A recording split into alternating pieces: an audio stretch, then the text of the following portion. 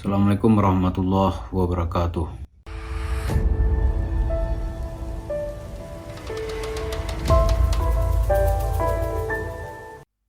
Para pemirsa, minggu lalu Pengadilan Negeri Tangerang itu sudah memutuskan dan memenangkan para penggugat terhadap Yusuf Mansur. Itu ibu-ibu yang sebelumnya berusaha, yang uangnya dulu di-store kepada Yusuf Mansur, itu upayanya tidak sia-sia. Pengadilan merespon dan memberikan kemenangan. Tapi sungguh demikian, mereka diminta untuk melakukan perdamaian, bagaimana supaya hasilnya itu win-win solution. Tapi yang sangat membuat kita miris dan gak habis pikir, Yusuf Mansur tidak bergeming sedikit pun. Dari cerita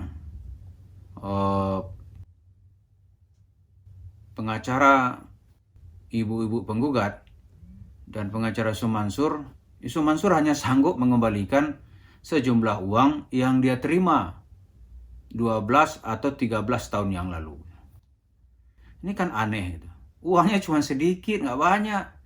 Di kerugian keuntungan kerahiman nggak ada, pembagian keuntungan juga nggak ada, sementara nilai uang itu sudah jauh berkurang.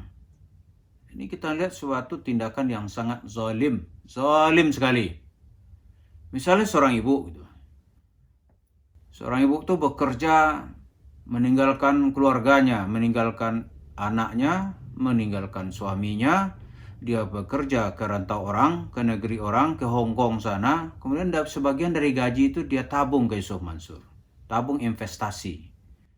Saat itu dijanjikan keuntungannya ada yang 3% sebulan gitu.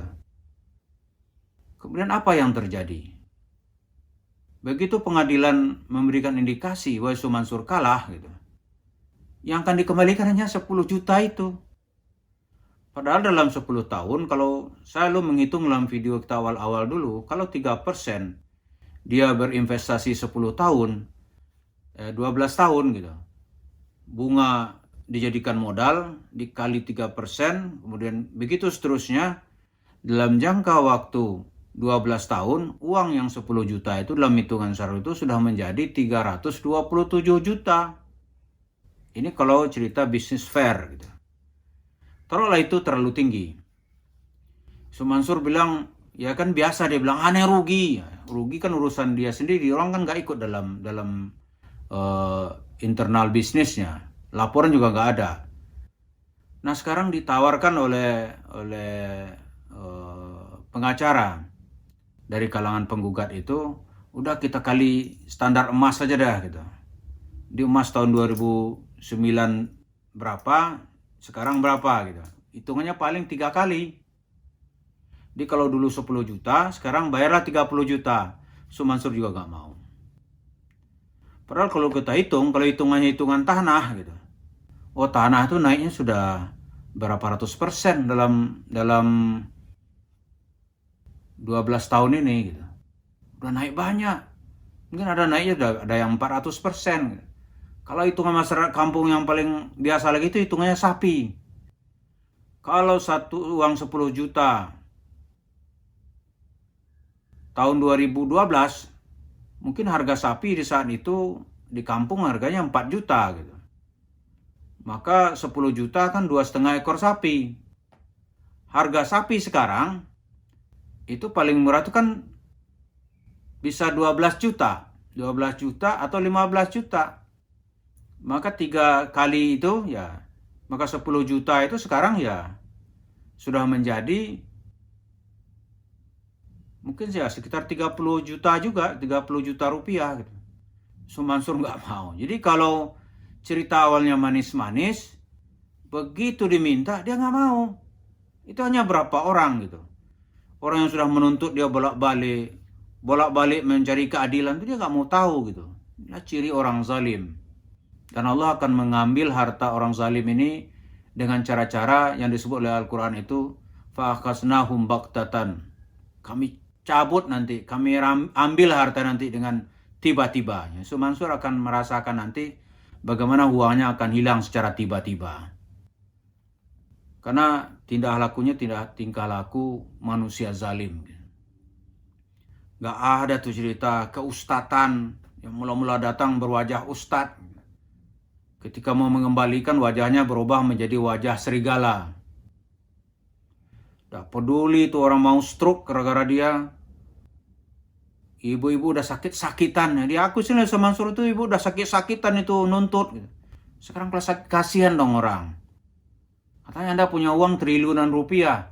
Mengeluarkan 30 juta aja dia. Masya Allah. Nggak sanggup dia. Mahal sekali begitu Yusuf Mansur. Udah kalah di pengadilan pun. Dia masih begitu.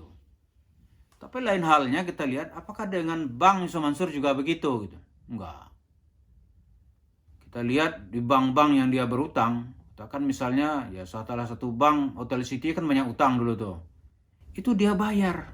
Pemirsa. Kenapa? Karena dia nggak mau track recordnya di bank itu merah gitu. Dia nggak mau terdaftar sebagai nasabah yang suka membuat kredit macet. Gitu. Enggak, di bank kreditnya bersih-bersih tuh Mansur. Lihatlah coba. Ada sebuah bank kira-kira awal pandemi itu, dia masih berutang kira-kira 30 miliar gitu. Tapi itu dia bayar lancar. Dia bayar lancar dengan bunga-bunganya. Bayar lancar. Sehingga pada akhirnya itu nanti namanya itu bersih di bank gitu. Ya, begitu diperbankan dia. Karena dia tahu bank ini punya alat pemaksa gitu. Dan punya alat untuk memberikan hukuman. Dia takut. Tapi kepada jemaahnya, wah ini TKW paling ini. Sikat aja kata Mansur. Memberi 30 juta aja dia nggak sanggup. Dia apa ini? Tapi hutangnya di bank bermiliar-miliar, oh dia bayar. Bunganya sekian sesuai dengan kesepakatan, dia bayar. Tapi begitu dengan jemaah masjidnya, begitu dengan orang-orang yang dia rayu-rayu dengan ayat-ayat Al-Quran gitu. Wah dia sadis sekali, zalim sekali. Maka perilaku ini, kalau kita lihat ini perilaku yang sangat berbahaya bagi kehidupan Islam gitu. Ini barangkali yang digambarkan oleh Rasulullah ketika dulu itu akan datang nanti suatu masa gitu. Itu para pemimpin atau pemuka-pemuka kamu itu adalah para serigala, sementara kalian ini adalah para domba gitu. Nah, domba kalau diserahkan kepada serigala, mana kenal serigala itu akan kasihan. Darah para domba itu adalah makanan manis bagi seekor serigala. Jadi kita melihat tindakan-tindakan yang dilakukan oleh Yusuf Mansur ini mengarah kepada cerita Nabi tadi. Domba-domba yang gemuk-gemuk ini, bahkan bukan domba-domba kurus ini, itu tulang-tulangnya pun juga akan dia makan. Ngeri sekali. Mari kita berlindung, semoga kita semua ini jangan mau menjadi domba-domba untuk dimakan oleh serigala. Sekalipun serigala itu berwajah ustad. Terima kasih. Assalamualaikum warahmatullahi wabarakatuh.